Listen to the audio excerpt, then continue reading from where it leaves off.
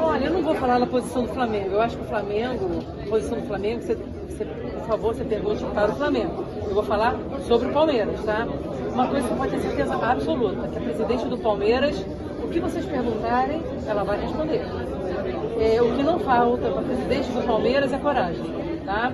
E se eu fui eleita presidente desse clube gigante, foi para representar o clube, para lutar pelo clube e pelos nossos 20 mil torcedores e também pelos nossos atletas.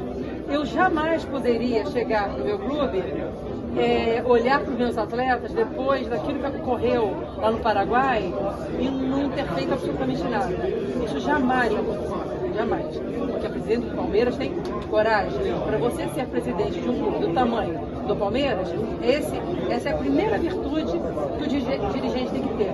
Não tenho medo que o clube seja prejudicado, não tenho. Por quê? Porque eu tenho certeza que isso vai acontecer. Porque nós estamos lutando pelo que é certo. É inadmissível algum clube ser contra o combate ao racismo. Isso é inadmissível. É inadmissível alguém ver o que eu vi, o sofrimento do meu atleta e não ficar sensibilizado. E aquilo que ele passa, milhões de pessoas passam, gente. Sabe? E nós, como dirigentes, nós, como formadores de opinião, não nos manifestarmos, isso é um absurdo. Mas eu tenho certeza que a grande maioria dos clubes, o presidente Edinaldo, aliás, o nome da chapa dele, se refere ao combate ao racismo, todos estarão ao nosso lado. Não tenho absolutamente nada contra a Conmebol, tenho sim, todas as atitudes que a Conmebol tem com relação ao racismo. E o que ocorreu com o Palmeiras, com o Cerro, não foi a primeira vez, foi a terceira vez. O que nós pedimos foi que as penas fossem mais pesadas. Foi a terceira vez, não foi a primeira vez, sabe? Então, não é nada contra a instituição, é contra, sim, as atitudes que a instituição vem tomando contra esses crimes de racismo. Se não tiver uma punição severa, isso não vai terminar nunca. Aqui no Brasil, nós vamos jogar com eles aqui no Brasil. Não tenho dúvida nenhuma, não é? Claro, no Brasil, não vamos ser hipócritas. No Brasil existe esse crime de racismo, existem esses criminosos, mas aqui nós punimos. E se ocorrer dentro do nosso estádio, serão punidos sim, mas com muita seriedade, uma forma muito dura. E só assim a gente consegue proibir esse crime. Então, a presidente do Palmeiras sempre vai se posicionar de uma forma muito firme, muito forte, defendendo o que é certo, sem medo. Esse negócio, o Palmeiras vai ser prejudicado na Libertadores. Não vai. E outra coisa que eu vou escalar, a luta é muito maior do que um título. Não tenho dúvida disso, a luta é muito maior. E vocês esperam, desculpe, nesse jogo lá no Paraguai, contra o Cerro Porteño, vocês vão pleitear alguma segurança reforçada ou o próprio Palmeiras vai levar mais seguranças, por exemplo? Olha, a gente vai levar mais seguranças, claro, né? Como isso se tornou ficou muito falado, entende? Fica parecendo que é um problema do Palmeiras contra o Cerro, e não é, gente, é uma luta contra o racismo. É isso, ponto, sabe? Então, mas eu fico muito preocupada, tá? Preocupada, mas também essa preocupação nos faz a tomarmos precauções, não é? Vamos levar segurança em si, mas eu acho também que a Conmebol ela vai tentar, pelo menos, não é? Que seja um jogo, que as coisas sejam resolvidas dentro de campo, sem maiores problemas, para estragar o espetáculo, não é? Olha, querida, eu acredito, como vocês viram hoje, que há uma união, né, pelo menos em torno do nome do presidente Edinaldo. E o Edinaldo, ele dá muita liberdade para os clubes se manifestar, pleitear, não é? Então, mas não adianta o pedido do Palmeiras de um clube só. Todos nós temos que olhar não só para os nossos clubes, e sim o que é melhor para todo o ecossistema, entendeu? Para todos os clubes. Então, eu acredito que isso é uma evolução, tá? Ele dá muita força para o Conselho Nacional de Clubes. O Conselho Nacional de Clubes eu não faço parte, mas eu fui convidada a participar, e eu participo já no ano anterior, eu participei bastante. E a gente vai tentar que essas decisões do Conselho Nacional de Clubes vá à votação para todos os clubes, membros, não é? Para que a gente possa realmente decidir alguma coisa. E o Reginaldo dá muita liberdade para os clubes para isso. De você combater o crime é tendo punições, volto a insistir, é com punições severas. É com punições severas. Assim você se educa esses abusadores, entende? É só com punição. Aconteceu, tem que ser punido. Não pode deixar, vamos deixar isso para cair no esquecimento. Não pode ser. Não pode. No meu clube, no Palmeiras, aconteceu um fato, que eu não vou citar o nome, de um conselheiro vitalício. Importunou sexualmente algumas meninas menores de idade. Isso já aconteceu outras vezes no clube e nunca aconteceu absolutamente nada. Mas na minha gestão acontece sim. Ele está sofrendo uma sindicância, vai para votação no Conselho Deliberativo e é isso que tem que ser feito. Então a gente tem que tentar a punição dessa gente. Só assim a gente coíbe o crime. Temos 2 aeronaves, tá? Porque como a minha aeronave, vocês sabem que eu tenho, não é algumas aeronaves, mas elas estão umas em manutenção, outras com os pilotos fazendo treinamento, então eu estou sem minhas aeronaves disponíveis para o Palmeiras.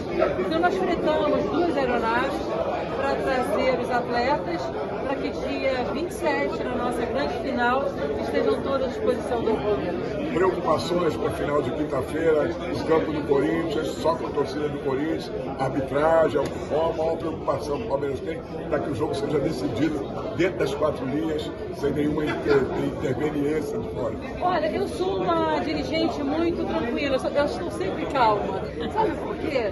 Porque eu sempre cumpro 100% do que eu me comprometo, os meus atletas, com a nossa comissão técnica, com todos. Então, eles têm todas as condições, todas, de executarem o melhor trabalho possível. Vocês sabem como é que é jogo, não é? No jogo a gente não sabe o que pode acontecer, mas nós vamos chegar muito fortes. Eu tenho muita esperança que no dia 27 a gente volte a fazer história, que seria um tetracampeonato muito importante para a história do Palmeiras. Uma última pergunta minha. O Palmeiras continua no mercado, é o time que mais investiu em contratações para essa temporada, mas continua no mercado, a torcida pode esperar ainda, quem sabe, algumas contratações pontuais? Gente, nós contratamos 7 reforços, 7 reforços de peso. Vocês viram que foi a maior contratação, o Vitor Roque, a maior contratação da história do futebol brasileiro. Não é? Foram 7. E vocês não param de me perguntar de contratações, mas estou brincando. Mas é claro que o Palmeiras está sempre atento ao mercado, mas eu acho que foram grandes contratações que nós fizemos. Óbvio que só vieram agregar o nosso elenco, que é muito forte. Que eu acredito muito, gente. Eu não acredito em nenhum jogador, que um jogador possa resolver. Eu acredito muito em elenco. E nós somos um time vitorioso porque nós valorizamos demais todo o nosso elenco. Falei até com um colega de vocês agora que é fundamental nós implementarmos o fair play financeiro no futebol brasileiro, que só assim teríamos uma competição igualitária, porque não é justo o Palmeiras e alguns outros clubes pagarem em dia os seus atletas, os seus profissionais, os seus compromissos com outros clubes e ter que disputar com clubes que não pagam absolutamente a ninguém na igualdade de condição. Isso não existe, isso não é possível. Então nós vamos lutar, sei que é difícil, porque alguns clubes, devedores, não vão querer, claro, né? Ninguém fala que não quer, mas ninguém decide, entendeu? Então a forma de não fazer é ficar enrolando. É praticamente certo que Richard Rios não tenha 100% de suas condições para enfrentar o Corinthians na quinta-feira pela final do Campeonato Paulista. Por quê? Porque Richard Rios jogou 6 das últimas 7 partidas da Colômbia nas eliminatórias como titular. E é muito provável que ele seja titular de novo nesta terça-feira contra o Paraguai.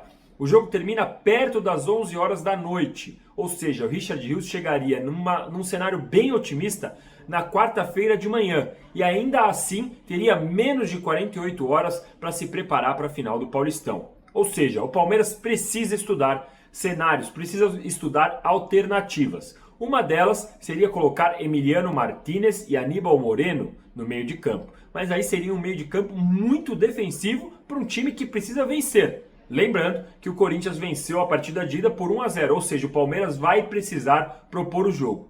Em outras vezes que o Palmeiras precisou propor o jogo, Abel Ferreira lançou uma estratégia de usar Rafael Veiga como camisa 8. E aí, Maurício apareceria como camisa 10. O Maurício, que volta agora de lesão, estava muito bem quando machucou o seu ombro. Então, essa é uma provável alternativa que Abel Ferreira vai usar para o derby, usando o meio de campo, então, com Rafael Veiga como camisa 8, M. Martínez ou Aníbal Moreno como um camisa 5, e aí Maurício como um camisa 10. Vamos ver como que vai ser também a utilização dos uruguaios. Mas como os uruguaios não jogaram na primeira partida, a chance deles terem condições de reforçar o Palmeiras é muito maior do que o Richard Rios, que já foi titular contra o Brasil e será titular de novo contra o Paraguai. E aí, torcedor palmeirense, gostou do vídeo? Então não se esqueça de deixar o seu like, porque isso ajuda demais o nosso canal a crescer e levar as notícias do Verdão para ainda mais pessoas. Aproveite também para se inscrever no canal e ativar o sininho das notificações para não perder nenhum conteúdo sobre o Palmeiras. Aqui você fica por dentro de tudo, contratações, bastidores e as novidades do nosso time de coração. Deixe seu comentário aqui embaixo falando o que achou do vídeo e compartilhe com seus amigos palmeirenses. Vamos juntos fortalecer essa comunidade. Obrigado pela sua companhia e até o próximo Giro de Notícias do Palmeiras. Avante palestra! Forte abraço!